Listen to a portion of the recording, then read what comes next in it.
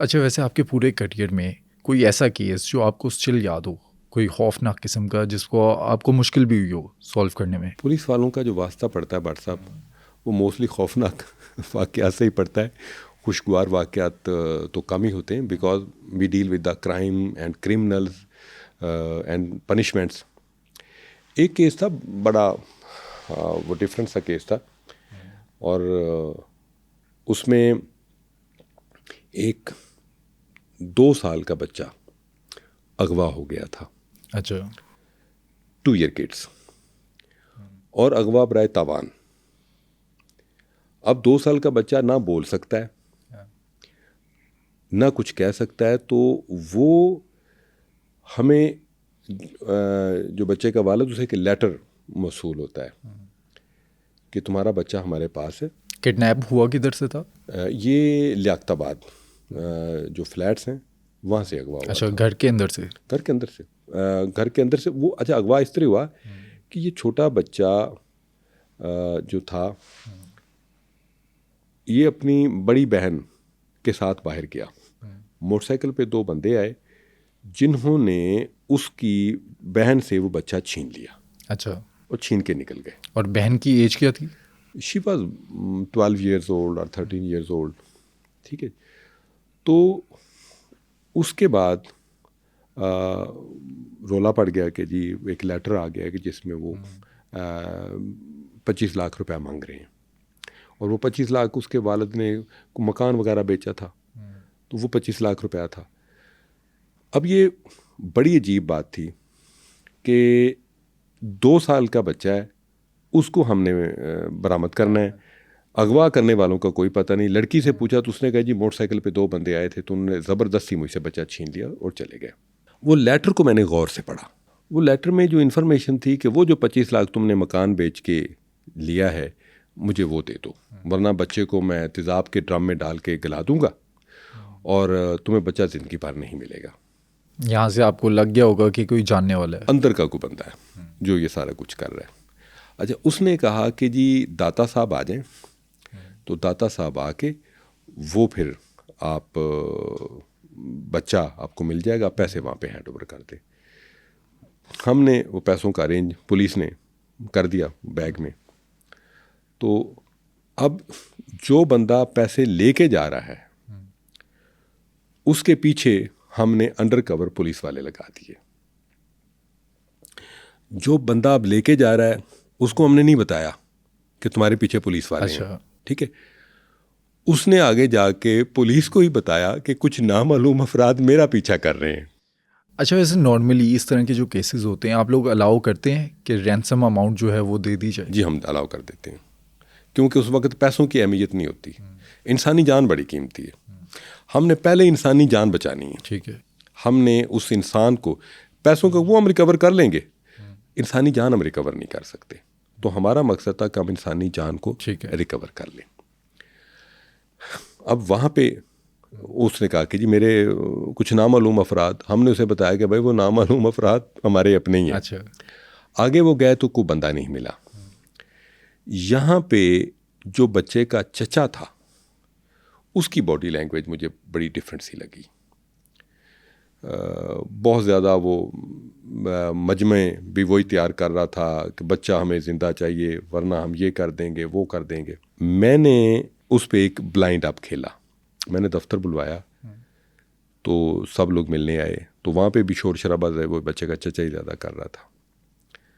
तो जब सारे जाने लगे मैंने कहा जी हम बच्चा बरामद कर लेंगे, आप बेफिक्र रहें, हमारे पास कुछ अच्छे क्लूस आ गए हैं। मैंने वाले से पूछ लिया था कि इन पैसों का किस किस को पता है कि तुम्हारे पास ये मकान बिका है। उसने कहा जी मेरी माँ को पता है, मेरी बीवी को पता है और मेरे भाई को पता है। ठीक, 3 बंदों को पता है कि मेरे पास पैसे आए हैं। बच्चे की दादी तो हो नहीं सकती, बच्चे की माँ भी नहीं हो सकती, चचा का इम्कान है। ठीक है। वो मेरे दफ्तर जब जाने लगे तो आखिर में मैंने चचा से हाथ मिलाया, तो चचा का हाथ मैंने पकड़ लिया। फिर मैंने कहा जी आपसे कुछ ज़रूरी बातें करनी है। अच्छा। आप ज़रा बैठ जाएं। बाकियों को मैंने कहा कि आप चले जाएं, हमने कुछ ज़रूरी बातें करनी। तो आंखों में आंखें डाल के मैंने चचा को कहा,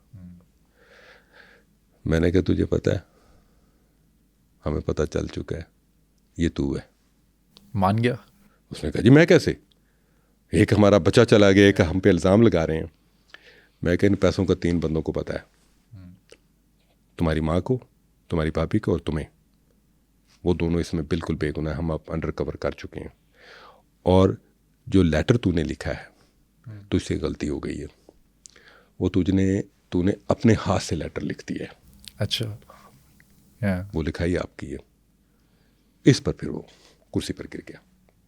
जी गलती हो गई, माफ़ी दे दे, बेरोज़गार था, मैं को कारोबार करना चाहता था, भाई मुझे हिस्सा नहीं दे रहा था तो मुझे ये करना पड़ा।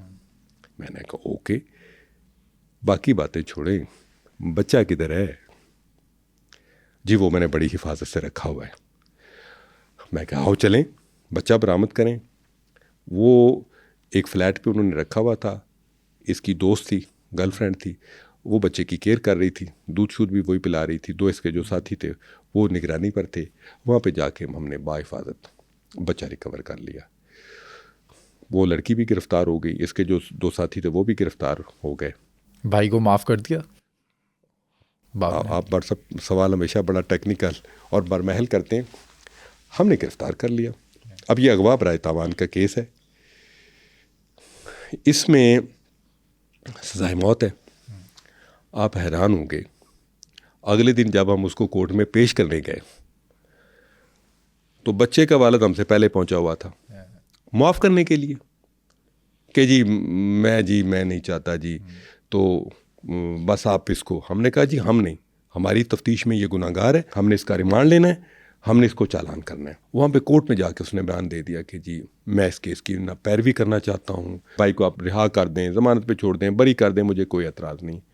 वो हमारा केस, वो जो आपने पहले बात की थी कि जो वारसान होते हैं वो माफ़ करने में 1 मिनट नहीं लगाते, ये एक मेन वजह है कि हमारे जो मुआशरे में सज़ाएँ जो नहीं हो पाती, कन्विक्शन रेट जो कम है। अक्सर केसों में मुद्दई और गवाह जो हैं वो अपना बयान वापस ले लेते हैं और अच्छा, पैरवी नहीं करते। पुलिस को या स्टेट को सामने नहीं आना चाहिए? देखें, स्टेट मुद्दई तो नहीं बन सकती, स्टेट गवाहों की जगह गवाही तो नहीं दे सकती।